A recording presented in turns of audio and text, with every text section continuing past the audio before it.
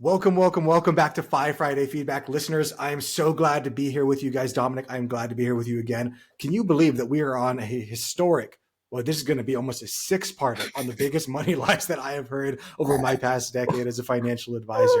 So I think we're going to make this into 3 Monday podcasts and a couple of Friday podcasts.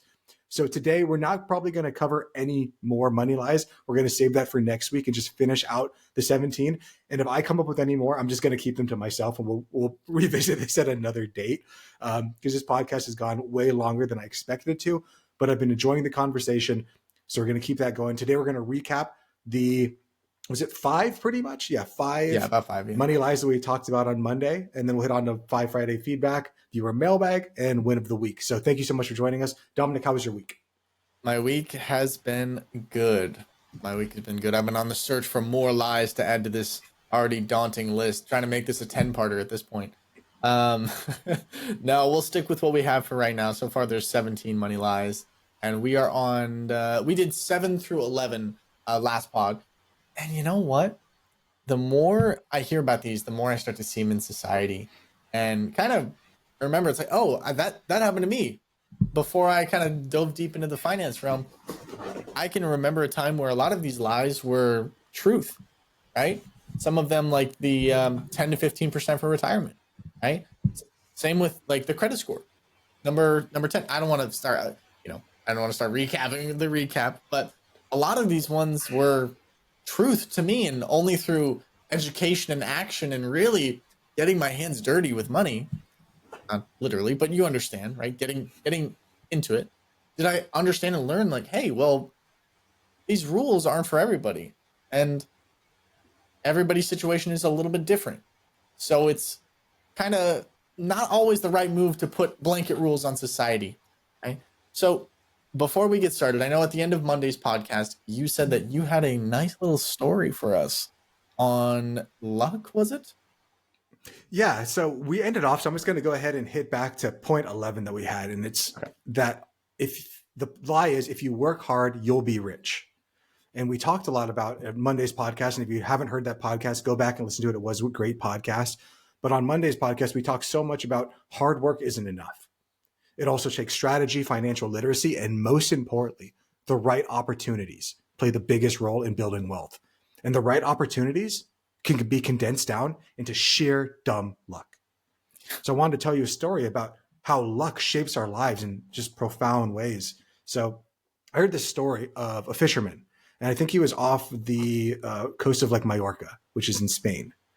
And he was out there fishing on a small boat pretty far out from the water. And a rogue wave came, or something happened that flipped him out of the boat. And once the boat flipped over, he couldn't flip it back over. And then eventually he stayed out there for a whole night on one side of the boat because he couldn't flip it over. Eventually waves came in the nighttime and separated him from the boat. So he was in the water, just out there. And he didn't know people were coming. He didn't know anything. And he's out there and he's doggy paddling, he's surviving, he's kicking, he's trying to survive. And eventually he talks about that he came to the end of his life and he's like, I can't, I just have no more energy. I can't keep on going. I'm going to die here. And then he looks out on the horizon and he sees this red ball floating in the water. And he's like, okay, like I have to give everything that I have to make it to this red ball. So he paddles as hard as he possibly can. He gets to that red little ball and he's able to get on top of the red ball and just hold on to it and hangs on for dear life until eventually, thank God, the Coast Guard find him. And they're able to find him partially because this red ball is visible. So happy story. He's reunited with his family. Everything's well and good. Well, they go ahead and they do this TV interview with this guy and what happened in the ball. And this woman notices that red ball. And 2 days prior, she was at the beach with her 2 children. And one of her children kicked the ball and it fell off of one of the rock cliffs into the water. And the little kid was so sad. And the mom was like, oh man, what bad luck. How terrible it is that now I'm polluting the ocean. My kid lost their ball. How awful. Well, that ball that she saw in that TV broadcast was the same ball that her kid kicked into the ocean.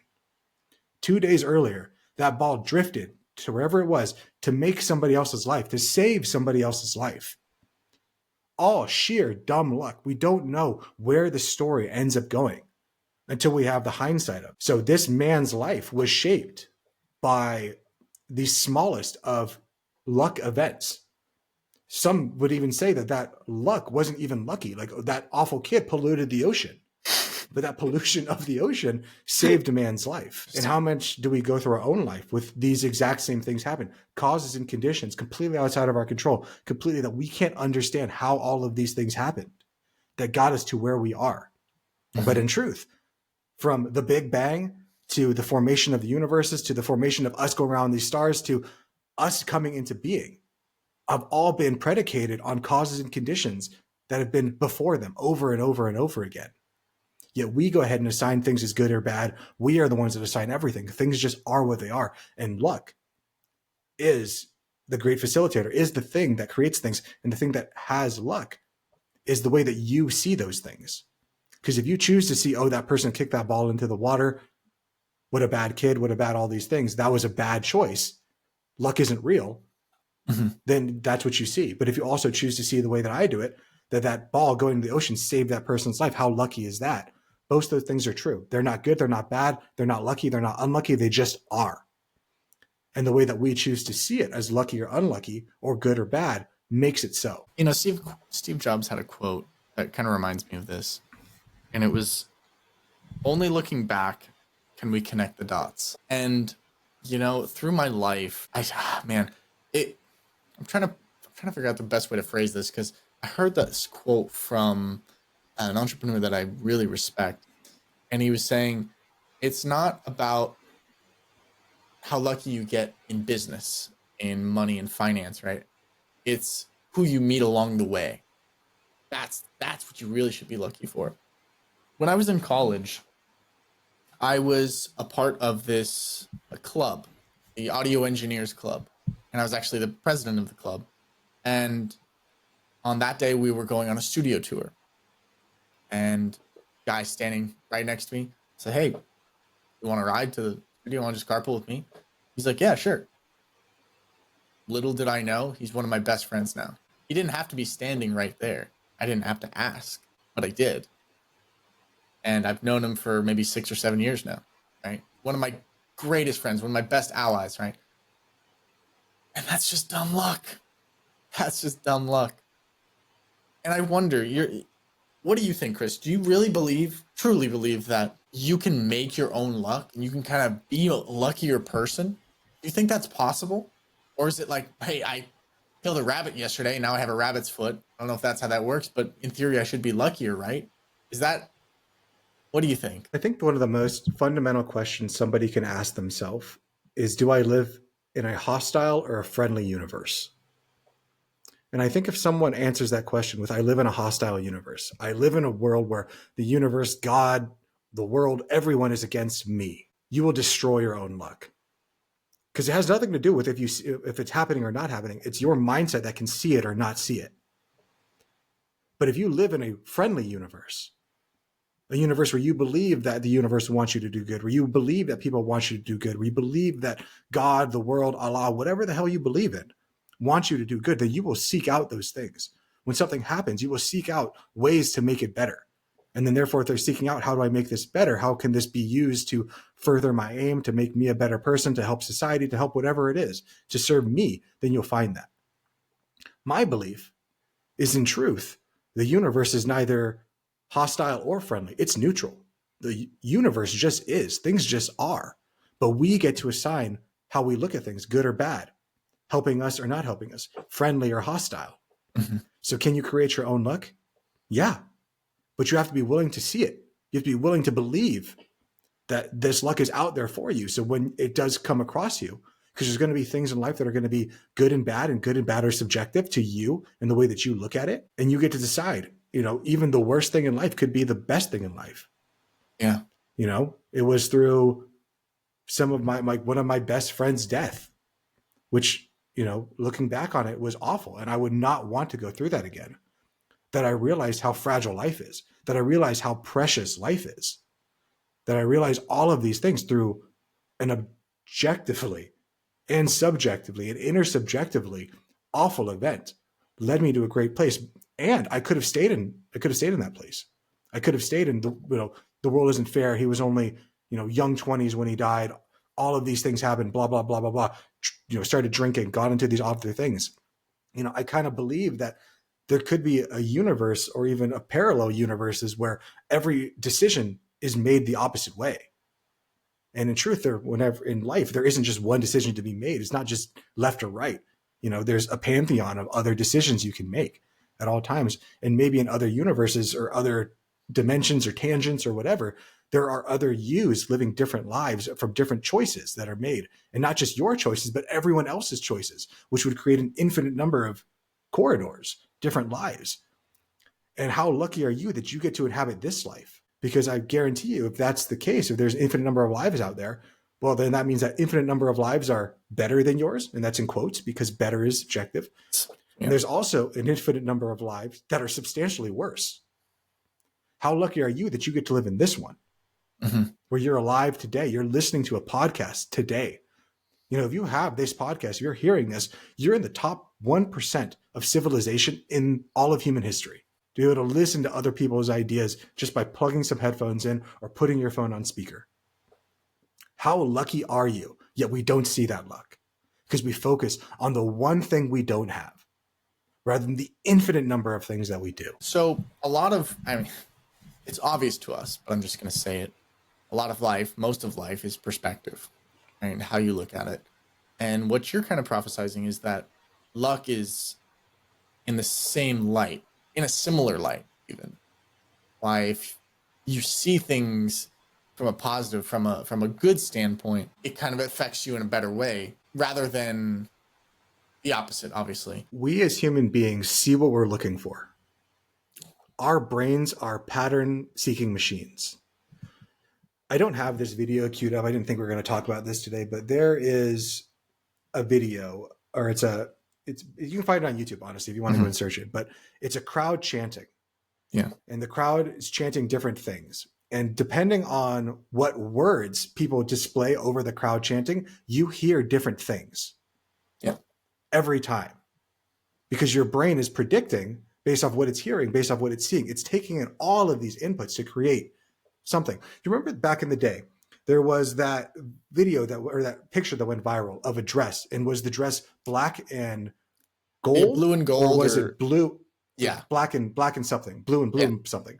Yeah. And everyone's sitting there. 50% of people see one thing, or no, maybe it's 40% of people see one thing, 40% of people see another thing, 20% of people can see both if you look at it from different ways. I'm in the 20% of people that can see both. If I look at it first, I see blue and black. But if I look away from it, then I look back, now I see gold in the other way. There is an objective truth to what color that dress is. Yeah. It is or without. Regardless if human beings are here, that color will still be the same. Maybe we can disagree on what colors is, if that's objective truth or not, but there is a truth as to what that is. Yet human beings, we would disagree 50-50, saying that it's this color or that color. We only have our perception. If you think of like 3 concentric rings, and I don't really know how to describe, this would be hard to describe, but perspective means everything. If I draw a 6 down on the ground and I look at it from my angle, 6, I draw it in chalk on my sidewalk. Dominic comes up and says, "Oh no, because that's a 9." And I'm like, "Dominic, you're so dumb. It's a 6." And until I'm willing to look at Dominic's side, can he say that, "Oh no, it's a 6." And if I look from his side, it's a 9. But then someone from the side could look at it and be like, it's neither one of those things. It's like it's a little apostrophe type thing. Yeah. Or it's a comma. It's infinite number of things. There's infinite number of directions. We're all right and we're all wrong. I think that's such a Buddhist way of looking at it. And it's such a very neutral way of looking at it. It reminds me of Bruce Lee. I think it was Bruce Lee being formless, right? Like be like water. It's just like that. Like if you put water in a cup, it becomes the cup, right? It's kind of taking life and letting it form you, but also not letting it form you so much that you don't recognize yourself. Life just is. And I love thinking a little bit bigger, deeper, crazier, right? Just different than what we're used to. I mean, so often life is just, it's just normal. Go to work, come home, have dinner, go to bed. Same. So monotonous, so routine, right?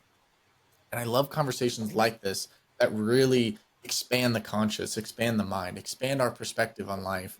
And it's, I think, something that all of us need to do from time to time. And when I say time to time, maybe a few times a week, right? Expanding your mind and really thinking and just turning everything off, and minus the podcast. And just kidding. No, but turning everything off and just being with your own thoughts. I think someone who can be with themselves and just be happy in their own mind alone, God bless you. That's a superpower for sure. Superpower for You're sure. untouchable. Yeah. You're untouchable. Yeah. But I would like to give our audience members a exercise that I done. And I'm not sure if I talked about this. So if I have, stop me or tell me that I have. But just this role of luck in life. Like, I didn't have to end up with my wife. There were so many different directions that we could have gone. We could have never met. We could have broken up. We could have gone with different people. There's so many different things that could have happened. But thank God I'm in this life. So if you want to, which you can do, I don't know how old you are today. Maybe you're 30. Go back, go to ChatGPT. And I've done this for myself. I went to ChatGPT and I went back to when I was 21. I'm 33 now. I went back to 21 years old and I fed ChatGPT everything that I could remember about myself at the time. Just graduated college, working at this place, had this degree. This was my history. Give it as much stuff as I possibly could. And then I asked it, predict where this person's going to be in 12 years. And ChatGPT came up with this wonderful story about how my life went. And I got to read it and be like, huh, okay. Refresh, do it again. Completely different story of where my life went. Did it again, completely different story. There were some of them where I got my knee injured doing wrestling, and I got addicted to opioids, and then eventually, like, I ended up as a crack addict or like on the streets. There were other versions where I met a different person, lived a wonderful life. Some of those things sounds cooler than my life now. Some of the past sounds substantially worse than my life right now. And you get to see how many of these little silly moments that we just take for granted mean everything for us in the way that we end up being. How lucky are we that we were born into a time and place where we had parents that loved us, and even if they didn't love you, you at least survived. If you're listening to this podcast, you at least survived. You're in a place where you have a phone in your pocket, where you have so much at your fingertips. It doesn't have to be this way. It really doesn't. You could have been born in North Korea, starving, not knowing what's happening, not knowing about the outside world, thinking that your civilization is the most advanced civilization. You could have been born in a tribe in Uganda or a tribe in the Amazon. And maybe those lives are better than our lives. I think in some ways they are. That's why I love meeting those types of people who have different lives than ours, because you get perspective on what truly matters in life. But go back, do that experiment with ChatGPT. See how every single moment is so important. And every single moment means absolutely nothing because we can't have the full perspective. We can only have the story when looking back. Yet every time we go through life, we see these things that are happening to us, good or bad, and we deem them good or bad, but we don't know what the future holds. We don't know what this means for us in the future when we look back on it. Mm-hmm. Because the future is sitting in a quantum superposition. It is all things simultaneously until we get there, till we observe it. We have to learn to appreciate the little things in life. You got to find joy everywhere you go. So I think with that being said, we're going to be moving on to our recap of Monday's episode. Let's get into it. So number 7, the first one we talked about on Monday, was the lie that you should always save 10 to 15% for retirement. Now we know that blanket rules tend to be false. We know that absolutes are only dealt with by Siths, and we don't like Sith. Ding. Yeah, kind of like Siths. They're kind of cool, but they're pretty cool. They're pretty cool. They're pretty cool. They're pretty cool. I hope more people got that reference than I think. I really do. I really do. But anyway, so the common misnomer is that you should save 10 to 15% for retirement. And that is both correct and incorrect at the same time. And do you want to go just real briefly on that one, Chris? Yeah, of course, it all depends. And I know everyone hates that whenever they ask a question, and everyone always says it depends, because it depends on your income, depends on your goals, depends on your start time, depends on your end time. No one knows all those things except for you, and no one even knows their definitive endpoint. So it's all based off of a lot of luck, a lot of other things. But what I like about this one, I think it's funny, is you should always save 10 to 15%. Was it 10 or 15%? Like it's always, and is it 10 or 15? Yeah. Or is it 11, 12, 13, or 14? Like these blanket rules are so silly. If you take a freaking second to question it, if you take a second to just think about it, how can something be always something and be a range? If it's always something, then it's a specific number. Doesn't make sense. It doesn't make sense. It doesn't make sense. And if it doesn't make sense, it doesn't make dollars. So that was the first one we talked about on Monday. Number 8 or number 2. I'm just going to call it number 8 because we are in a 2-part. I know it's kind of confusing sometimes, but this is our part 2 of the recap of part 2.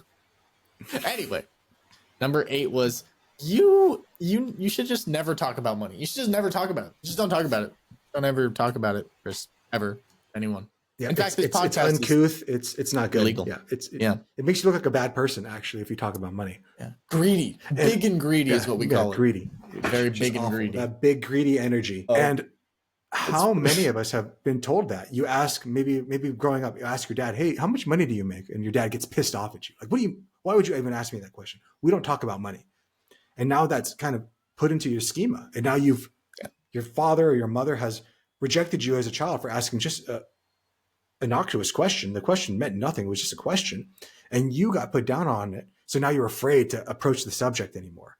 And this happens over and over and over again, over thousands of different individuals. I talk with people. This is what I do for money coaching. How many times I have heard that exact story?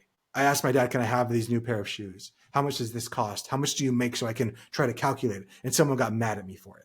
So I shut down and I never asked that question again. And you perpetuate this over and over and over again. We end up in these situations. The things we don't talk about is money, sex, and politics. But the only way that we learn from one another, the way that we grow our perspective, the way that we get financially better, our fitness, our politically better, how do we find more of the middle, how we find truth, is by talking it out, by seeing different perspectives, challenging and succumbing, not to get into an argument with somebody to win, but to get into a discussion with somebody to find truth together. I mean, how boring would our conversation be, Dominic, if I just came in here and just talked at you for a full hour? And every time you try to talk, I'm like, oh, shut up. I have things to say. That's not a conversation. A conversation in the spirit of adventure. Yeah, it's a lecture. A conversation is an adventure. We get to go on an adventure together. And just like all adventures, think of Star Wars, think of The Hobbit, think of Lord of the Rings, think of Dune, think of whatever. You don't know where the adventure is going. You just go and you have a destination in mind, but you're going to go ups and down, peaks and valleys. And that's what this conversation is. That's what all conversations are. We need to be willing to talk about things.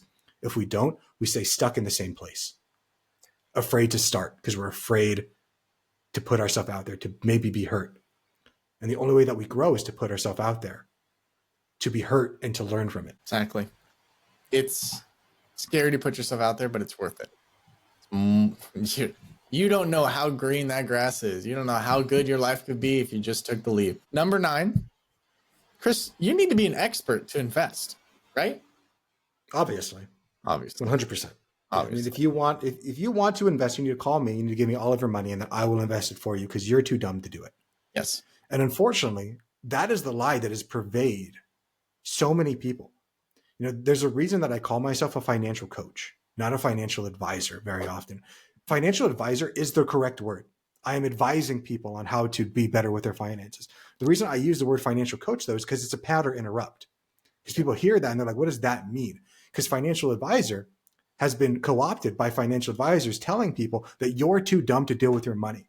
You need to have me deal with it. For too long, then now when someone hears financial advisor, they have that synonymous thought process of, oh, this person's just going to take my money from me. They're going to tell me that I'm too dumb to do it. As a financial coach, just like a fitness coach, just like a coach who coached you during soccer, they're not the one doing it for you.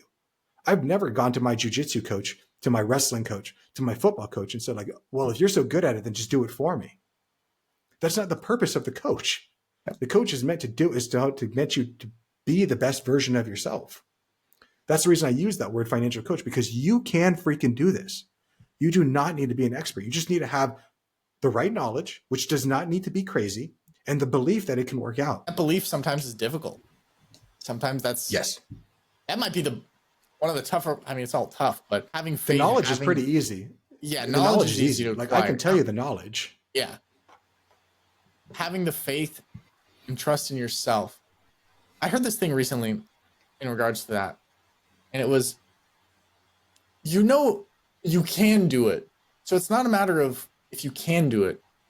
It's a matter of if you will do it. And that's what's scariest most. That's what scares me the most. It's like, damn, I want to do this, this, and this, right? But you can do that. And you could be successful, but will you do that? And it's making the decision to do it. I think too often in life, we're looking for purpose. We're looking for someone to become rather than just creating the person we want to be. And, with this podcast, I hope it inspires more and more people to create a life that they want. I recently kind of had this epiphany with that quote in mind, right? It's like, hey, stop looking for the life you want. Stop researching it. Start creating it, right? And what does that person do? What actions today? Yeah. What actions does he take? Oh, well, he wakes up early. Yeah, he does. And what does he do in the morning? Well, he does the work that he knows will get him closer to his goal before the chaos of the day gets up. He goes to the gym. He does his language learning. He works on his business in the morning, right? He does his edits, right? All these things. And it's like, wow, I have a giant 1-year calendar behind me. And it's like, for me, rather than it being a 1-year calendar, every time I have a win, I put it up there. And it's just my 1% calendar. Trying to get better, 1% every day. And at the end of the year, man, who knows what I'll look like? Jacked and bald, maybe. I don't know. Well, who knows? The day is young. The year is young, right? But never be too afraid to change your life. And never be afraid to talk about money. Never be afraid to invest. And never be afraid to call on your co-star when he has a point he'd like to make. When I do my financial coaching, one of the biggest questions I ask people, and they kind of think it's coming, is most people expect me to ask, what are you willing to do to be financially independent? What are you willing to do to become better with your money, to have a better relationship with money? But that's not the real question. The real question, the more important question is, what are you not willing to do? Because that's where everything actually comes in. I was recently talking with somebody and I was telling them about my life and how I get to, soon I'm going to be traveling. Actually, tomorrow I'm leaving to Africa, going to go on this amazing trip with my wife, and we're super excited about it. And I was telling them that, I'm doing all of these things. We're traveling now. We're doing all this stuff before we have kids. We're trying to save up money. We want to move back to San Diego. We want to do all these things before we have kids. And the person, well, that must be really nice for you. I didn't get that opportunity. And I was like, okay, well, that might be true. Maybe you had a kid before you, but how is my planning? How is my being conscious and trying to design the life that I want somehow me shitting on you?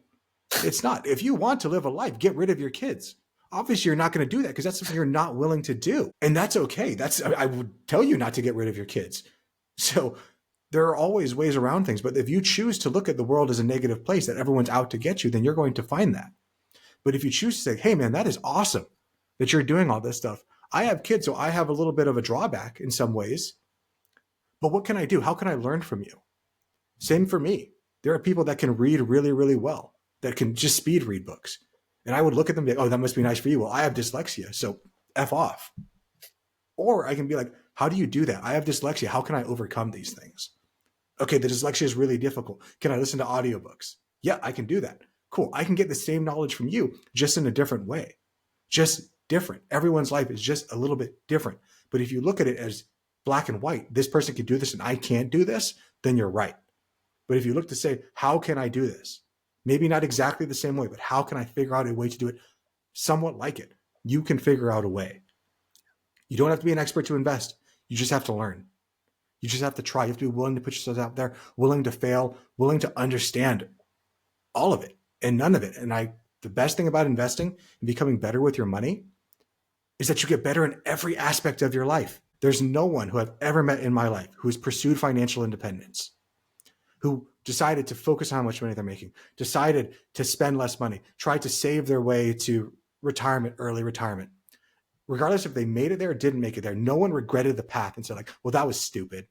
I shouldn't have done that. I shouldn't have saved more money. I shouldn't have lived with less stress. I shouldn't have tried to take control of my life. Even if they got hit by a bus, I'm sure those people are still happy that they were in control of their life to the best of their ability. And now they know that money, that energy they put on is going to pass on to their next of kin. But you have to be willing to try. And if you think that it's impossible, then you're right. Yeah. And don't give me excuses that you know your limits, because I promise you, you don't know your limits. You know, you only know how far you can go if you're willing to go too far. And a lot of us are too afraid to go too far. Don't be afraid to go too far. It's much better to go too far than to go too short. How many times in life do you hear something you can do and you go, I can't do that? When the truth is, I don't want to do that. Yeah. That's the truth. That's the you truth. can do it. Yep. There are things you can't do. I can't flap my wings and fly. That's probably true. Or am I just unwilling to start trying to flap my wings hard enough to do it? Like there's probably a way. There's one point somebody said we can't fly like birds. The Wright brothers proved us wrong. Through iteration, failure and failure and failure, because they didn't say, oh, I can't do this. They started asking the question, why can't I do this? And then they broke down every single can't and to figure out that, oh, actually, I can, until they figured out the right way of doing things. And we're able to fly as human beings, not the way that we want to be able to fly by flapping our arms, but in a different way that still works. It still gets us to the same destination. Let's move on to number 10. A high credit score means that you're financially healthy, that you're good with money. Not at all accurate. Now, remember, guys, these are lies that we've been told that aren't accurate. Right? This isn't. We're not making statements here. Right? These are lies that we're trying to disprove. Not trying to disprove. They simply are wrong. Right? A good financial credit score is a good thing. We like that. We love a good credit score.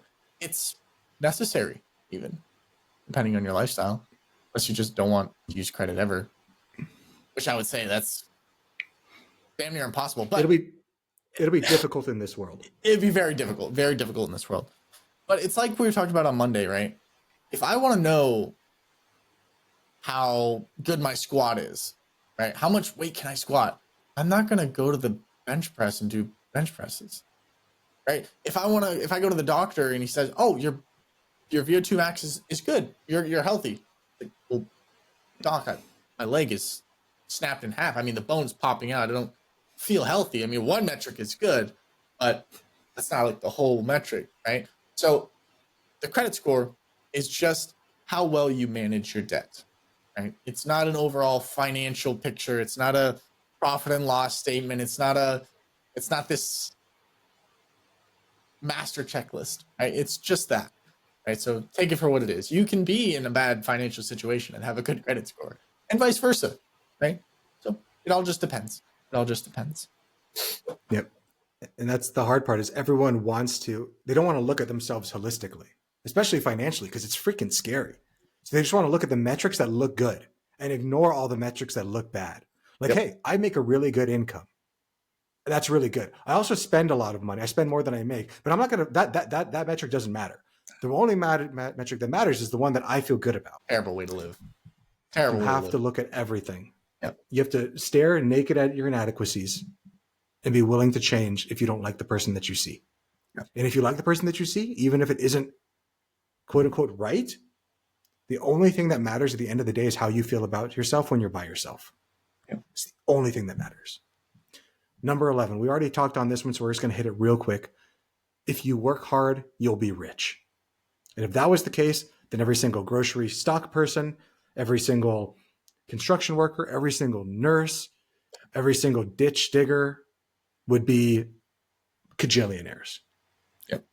It is unfortunate that that is not true. Because you don't have to just work hard. You have to work smart. You have to have the right strategy, the right literacy, the right mindset. And more importantly than all of that, which kind of sucks, the right luck, the right opportunity to present itself. How many people are born in the hood right now who have the same level of intelligence as Albert Einstein, as Elon Musk, who have all of these amazing capacity to process raw data and learn information, yet due to the constraints of what they were born into, that light will never see day. That genius will never get to anywhere because of the situation they were born into. And now look at yourself. Maybe you're in that place. Maybe you were born into a better place. You have the opportunity right now to go out there and change it. Because there is somebody out there who is working hard, working smart, and has the right opportunity. And that right opportunity is going to come for all of us. The universe kind of conspires to give you those moments, but you have to see it when it comes up. Luck is just having the right timing, the right temperament, and be in the right place at the right time with the ability to execute. Luck comes for every single one of us in different ways. But how many of us does luck just pass us by every single day? We don't even see it. That's a tough one. That is a tough one.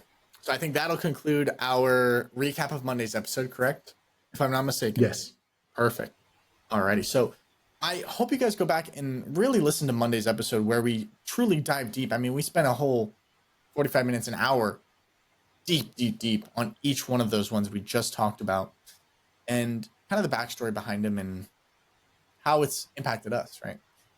But with that being said, on Friday's episode, as you may or may not know, you might be new. We've been getting a lot of new viewership recently, and we thank you for that. On Friday's episode, we do this thing called the Five Friday Feedback Viewer Mailbag, where we take a letter from the community. We read it out loud with their permission. Obviously, if you're sending us a letter, it's to be read out loud. We're not just, destroying people's lives out here. And we give our insights, our opinions, and our suggestions as best as we can. So this segment is called Viewer Mailbag. So let's get right into it. But before we do, make sure to subscribe if you're not already following the channel and or the podcast platforms, Spotify, Apple Podcasts, all those fun stuff. I hate to say it, but I gotta say it just to get it out of the way. With that being said, let's get right into our viewer mailbag. This one's a little bit of a doozy. So it says, I'm 23 and I destroyed my life forever. Huh. Okay. Now, nice. Usually, my experience, 23-year-olds in that bracket, very dramatic. Very dramatic. Very rarely destroy their life forever. Yeah. I mean, you could chop off both your legs, claim you destroyed your life, but there's plenty of people with no legs, and they love their life. Your life is still intact. You're still going to live a great life. So let's see what our fellow listener has to say. Howdy, Fi guys. I'm writing to you at a crossroads in my life. Makes sense. Feeling like I've been standing still while everyone around me moves forward. I'm 23, almost 24, and I've been unemployed for about a year and a half now. In my journey since high school has been a series of dead-end jobs in warehouses with no pursuit of higher education because I didn't make the cut for university in my country.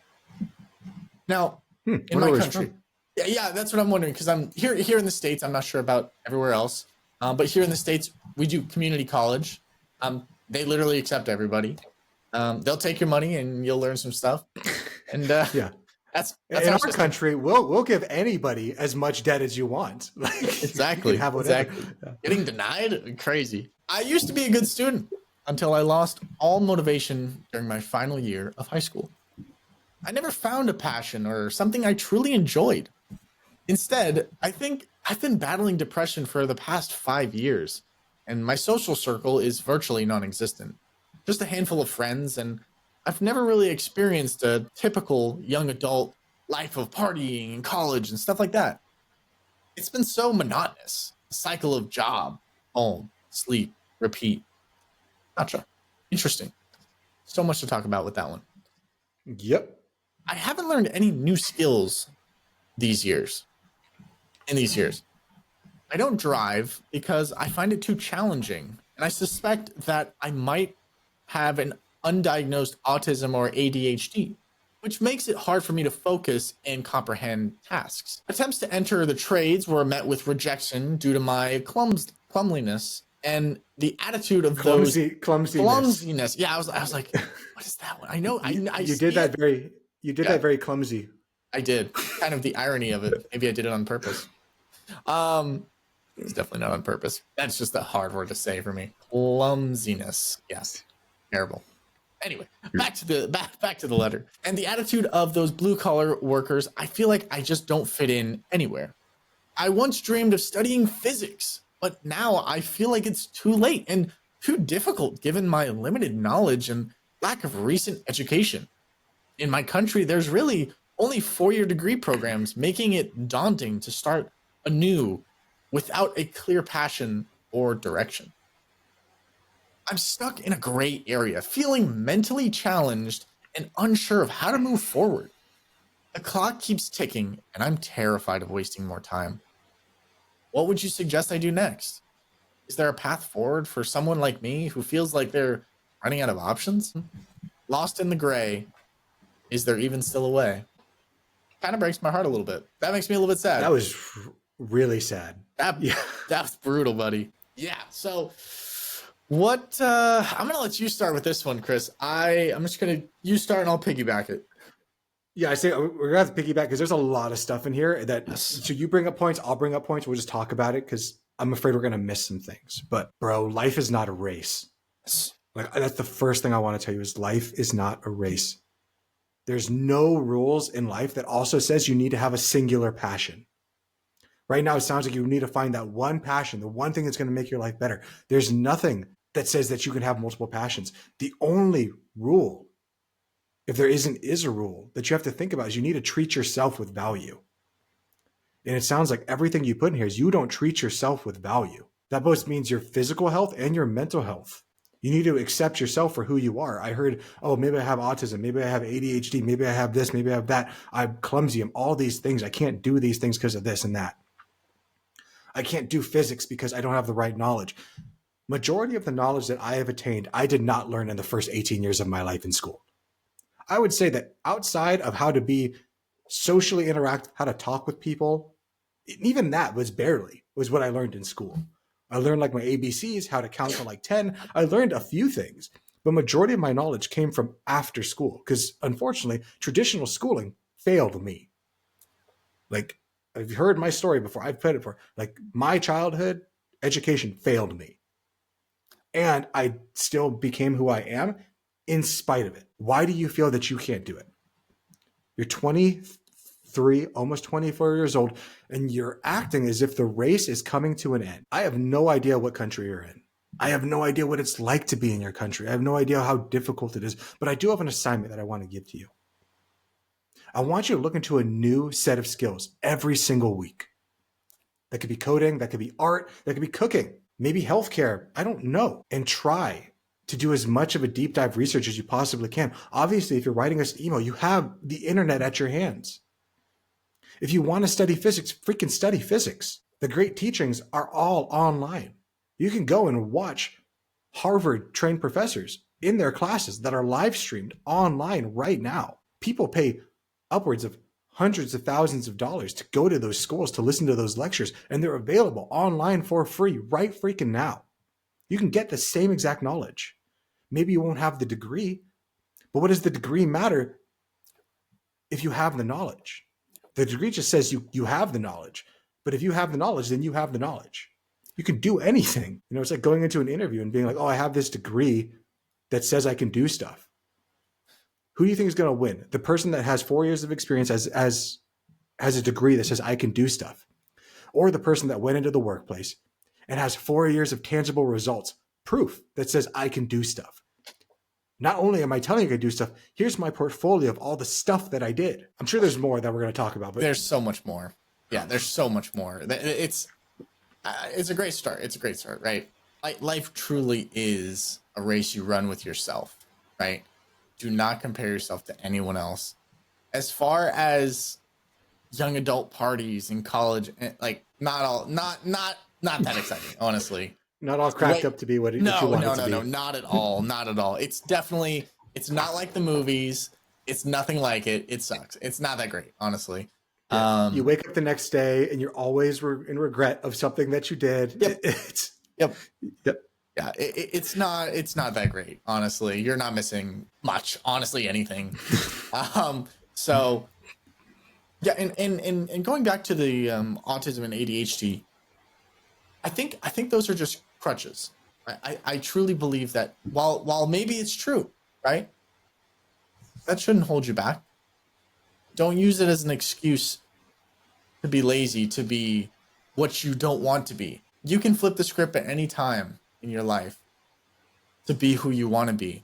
You just have to take the leap to be who you want to be, and one step at a time, day by day, right? There's plenty of people with autism that are ultra successful. They live great lives. There's people with ADHD who are great people as well, right? It's not a negative thing. Life is how you look at it. Some people are blessed with some things. Some people are blessed with other things. But if you stay in a negative mindset, you're only going to see the darkness.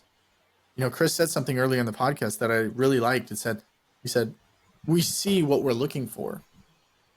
And if all you're looking for is excuses and negativity and how everybody's out to wrong me, then that's all you're going to find. But if you look for the good in people, the good in life, the good in yourself that you know is there deep, deep down, you'll find it. And what you focus on grows. And what grows, well, let's see what that can become. I think life is a beautiful journey, and you have to remind yourself that, hey, it's not all suffering. I'm not missing out on anything. I'm right where I'm supposed to be. Right where I'm supposed to be. And let's continue. Let's see what else we can discover. I love what Chris was saying about a new skill every week. That's doable. That's totally doable, right? What other tips do you have for our young fellow here? It seems like he can read, or at least he can Yes. write. So, I mean, Yep. if it was me, I would read anything and everything that hits my fancy. Anything that interests me, I'm reading about it. I'm going to take as many side quests as I need to just keep on going down the path. Because as I get better in anything, I'm getting better in everything. I want to go back to what you talked about with the ADD and the autism. So I believe that I probably have a ADHD. There's a really good chance that I do.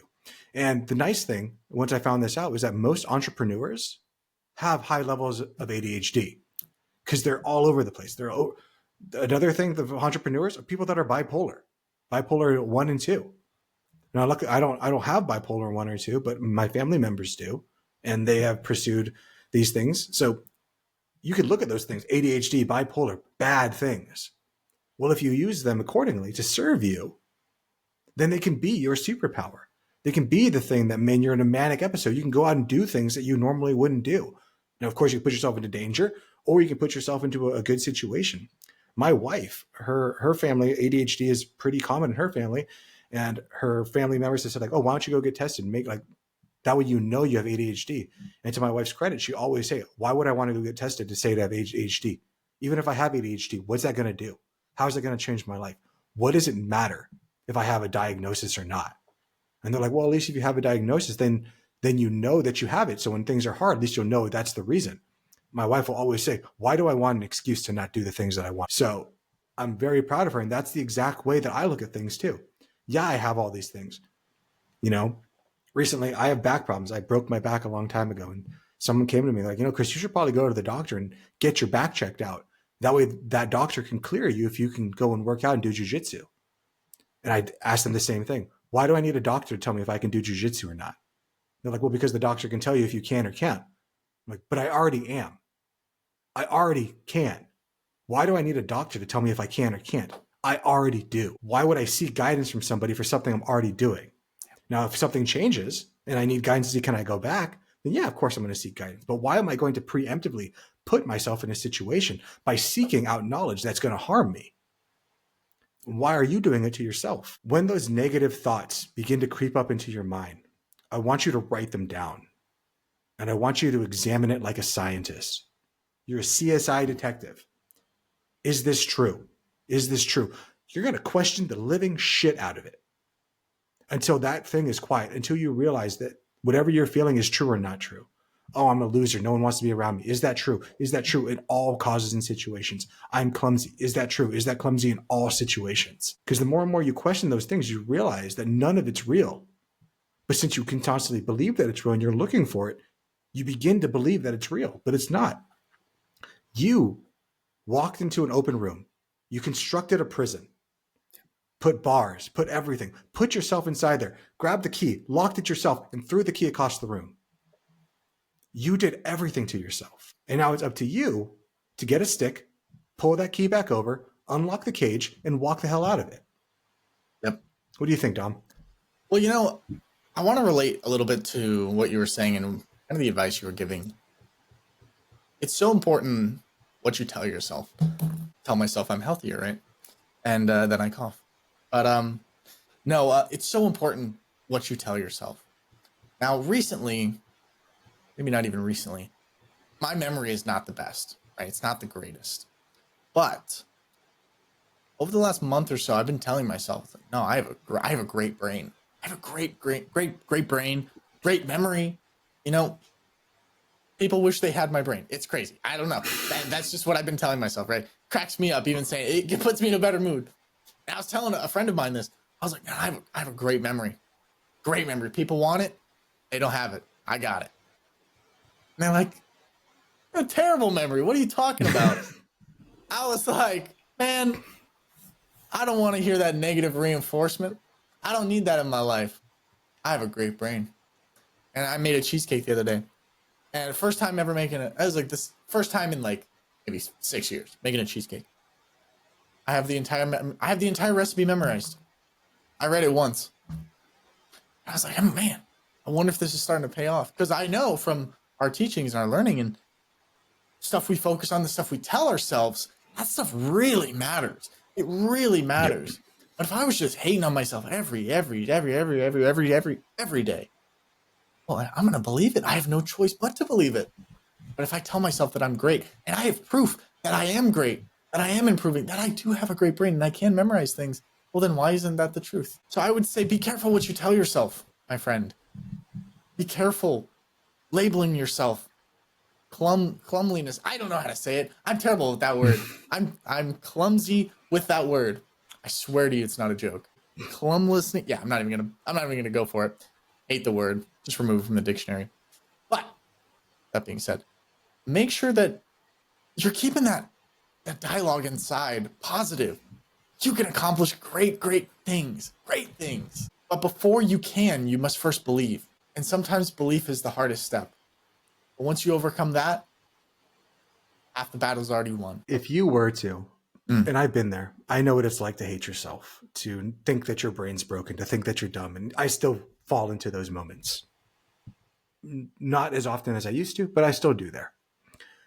But I know that if I was to take that energy that I'm using to beat myself down, and take that energy and put it into something constructive, put it into something like learning, trying to grow, trying to become a better person, and fill my head with interesting facts, figures, diagrams, ideas, you'll forget the lies that you're telling yourself. You'll find a way to become the person that you're going to be. And that might be a person of multiple skills, multiple passions, multiple everything. There is no one right way. I don't know what your path is. And that's the hard part, is people go to other people seeking a guru. Guru, tell me how to get there. Gurus aren't freaking real, because those gurus are on the path too. They can only lead you on down their path, but not your path. It's like the Knights of the Round Table. When they went out on their mission, they didn't all go together. They all went to the forest and found the deepest, darkest, untrodden path, and they went through it to figure it out for themselves. And that's what you have to do. And yeah, it sucks. And yeah, it's scary. And I get all of those things. You can take a moment. Take 10, 15 minutes if you want to, every single day. Pull up your phone, put a timer on, 10, 15 minutes, 10 minutes, 5 minutes, 15 minutes, whatever you want. Play a sad song and feel like shit. Tell yourself that you're dumb. Tell yourself everything. Cry. Do whatever you need to do. The moment those 15 minutes, 10 minutes, 5 minutes is over, once that alarm goes off, you turn it off and you go and you get after it. You have the ability to feel your feelings and do something about it. Don't be a victim, man. You're 24 years old. Don't be a victim. You have to be the hero of your own story. Right now, you're playing the villain and the victim. You're victimizing your damn self by calling yourself stupid, by saying I have autism, by saying all these things. Maybe those things are true. Maybe you do meet a DSM-5 definition for those things. And the next question, the most important question, is what are you going to do about it? 100%. 100%, because you got to do something about it. You don't want to stay here all your life. Let's keep moving forward. Keep it moving. Keep it moving, man. You got this. And also, I would say just how it's okay to feel your emotions negative. It's okay to feel your emotions positive. It's okay to set a timer for 10 minutes, go into the bathroom, lock the door, just look in the mirror and just prophesize how great you are. Sometimes we need it. Even if it's not true. Even if it's not true. Sometimes a little bit of wind in the sails is better than no wind at all. Yeah. Even if you're blowing yourself. And remember that the question was, what do you suggest we do? What next? he feels like he's running out of options. You're 24 years old. You have the infinite advance of all things ahead of you. There's infinite numbers of doors, and each door leads to another door. Each path leads to another path. The only way that those paths don't stop or don't go through any of them is if you stop moving. You have to keep moving forward. If you really need help, reach out to a therapist. I don't know how that goes in your country, if that's a thing, but this isn't a money issue. This isn't a diagnosis issue. This is a mindset issue. And luckily, we have doctors who work on that, who work on your mind, who help you. And you don't need them to. You can do it on your own. I promise you can. But if you need help, seek help. And I want to congratulate you for how brave you are for reaching out today and seeking help. Hopefully some of the things we said, yeah, they hurt. I understand that. Maybe you're feeling like, I can't change. Why would these people call me out? Why are they doing this? They should just say, oh, poor baby, woe is you. You're right. You should just do nothing and everyone should give you things. I wish that was the way the world works, and it's not. So I'm going to give you the tough love and tell you that you can do whatever you want. Dom and I believe in you. Our community believes in you. We're all in the same boat together. And hopefully, rising tide lifts all boats. For you to get better, listener, I don't know what country you're in. I don't know your name. I don't know anything about you. The only thing I know about you is your email address. You getting better makes me better. Everybody in this world getting better makes us all get better. So let's all try to build each other up as much as we possibly can, rather than tearing each other down. That's how we all advance as a civilization. That's the only thing that matters. With that being said, we wish you the best of luck. And know that you always have some friends over here at the Fi Guys. Alrighty. With that being said, I think we're going to be moving on to our final segment called Win of the Week. This is where we kind of share our wins of the week that kind of end on a little bit of a happier note. And I'll say Chris has a pretty good one this week. What do you got first, Chris? Okay, I'll go first. So I've already mentioned it earlier in the podcast, but tomorrow morning, my wife and I will be hopping in the car, driving to LAX, where we will be flying out to Africa. We're going to be doing an Emirates flight in one of those like really, really fancy planes that have like a bar on board and stuff, which is just super cool. So we're going to fly out to Dubai. We're going to do 2.5 days in Dubai. Then we're going to fly up to Nairobi, Kenya, do a day in Nairobi. And then we're going to fly over to Masai Mara Game Reserve, where we're going to go on basically a week-long safari every day. So we are super excited. And this is the first time in my life that I'm actually excited to be on a plane, because it looks bomb. It looks bougie. I don't know if you could say that for a plane. It looks bougie. It does not look bomb. Yeah. Next week's pod is gonna be a solo one. Chris is gonna be in bars. No, so it's a pretty nice plane. It's got a bar on board, got all the works, all the amenities. That's freaking awesome. You better take lots of pictures. I expect to see lots of photos. My wife will. Yeah, I got a message her like, yeah, because you're not a big picture guy. Hey, no, you're in the moment. Me, I'm like doing all the sorts of stuff. My win of the week it's a work in progress, right? It's a work in progress, but I'm currently reshaping how I look at fear, right? And that might be so weird to you. That might be like, what are you talking about? Like, what are you talking about? To me, this is a big win. Remember, I'm playing a game all by myself, all for myself, basically.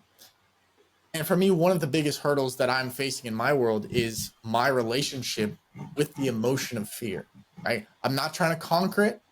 I'm just trying to work with it and reshape it. And this week we made great strides on that. And I talked about it earlier on Monday about how rather than being afraid of what would happen if I did, like, wow, like I'll give you an example, right? So say there's this business person I want to work with, but I'm too afraid to ask him, like, hey, let's partner. Like, okay, rather than being too afraid to partner, let's be afraid of something else that forces me to make that play, right? Oh, but what if I stay here all my life? I have to make a move now. I have to do it now because I don't want to stay here my whole life, right? That's kind of the script that I'm kind of playing in my own mind and still working through and ironing out the wrinkles and whatnot. But that would be one of my wins of the week. Also, I forgot I made a cheesecake and it was pretty good. Pretty good. Nice. You know me, there's going to be a food reference in there. There's got to be a food reference in there. But yeah, that would be my win of the week. And before we go, I just wanted to say one more thing. Since it's a financial channel and we talked a little bit about credit score and all this fun stuff, I do have a little bit of a joke, a credit score joke for the end of the day's episode. So here goes nothing. Feel free to destroy me in the comments. I'm ready, Willie. Why did the credit score break up with the bank? Because it wasn't getting enough interest. Ha! Nice. Anyway, guys, we are the Fi Guys, full of corny jokes, Star Wars references, and a little bit of psychology with a dash of finance in there. You know how it goes. And we will see you here back on Monday for another wonderful episode. If you did enjoy this episode, don't like it, don't subscribe, don't do any of that. How about you share it with a friend? How about you go into your group chat, your family group chat, and be like, hey, guys, I found these guys. They were interesting. They know what they're talking about, and they just want what's best for the world. Right? Share it there. And if you did that, well, maybe a like and subscribe would be kind of nice as well. But I'm not going to pander. I'm not going to push you to do it. But know that I am looking directly into your soul when I say this. Anyway, I'm Dominic. He's Chris. And we're the Fi Guys. So we'll see you guys back here on Monday. Chris, travel safe. And we'll see you guys later. Thanks so much. Later, guys. This video podcast is sponsored by Monzon Wealth. The content in this podcast is for informational purposes only and should not be considered financial advice. We do not endorse specific products or services. Past performance does not guarantee future results. The opinions expressed are those of the host and guests, not the podcast sponsor. It is crucial to consult with a qualified financial advisor or professional who can provide advice tailored to your specific needs before making any financial decisions, investments, or taking any other actions. If you are seeking specified help, you can reach out to Chris at monzonwealth.com.